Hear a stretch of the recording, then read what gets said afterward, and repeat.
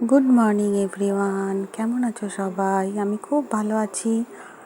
আজ Sunday breakfast হবে আলু পনিরের তরকারি আর হাতে বানানো আটার রুটি।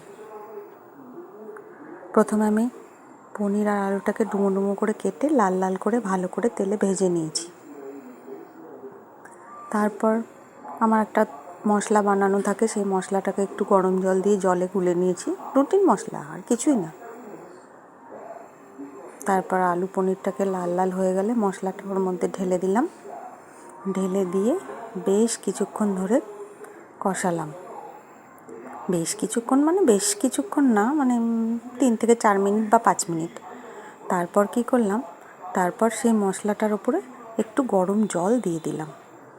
একটু ঝোল করব, কারণ ছেলে ভাত দিয়ে খাবে, আমরা রুটি দিয়ে খাবো। ছেলে আজ ব্রেকফাস্টে ভাত খাবে বলেছে, ওর শরীরটা ঠিক নেই। টকবক করে 7 থেকে 8 মিনিট ভালো করে ফুটিয়ে আমার ঘরে তৈরি একটা ঘি আছে, এই যে ঘরে তৈরি গাওয়া ঘি, এটা 1 টেবিল চামচ মতো দিয়ে দিলাম। দিয়ে দেওয়ার পর আবার 2-3 মিনিট ভালো করে ফুটিয়ে রেডি আমার আলু পনিরের ঝোল। আমরা খাবো রুটি আর পনিরের তরকারি, আর একটু কালকের আলু ভাজা ছিল সেটা দিয়ে দিলাম ওকে। আমার আর আমার হাজব্যান্ডের একসাথেই বেড়ে নিলাম।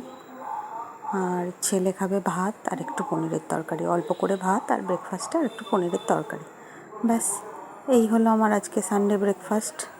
তোমরাও ব্রেকফাস্ট করে নাও। চলো, টাটা।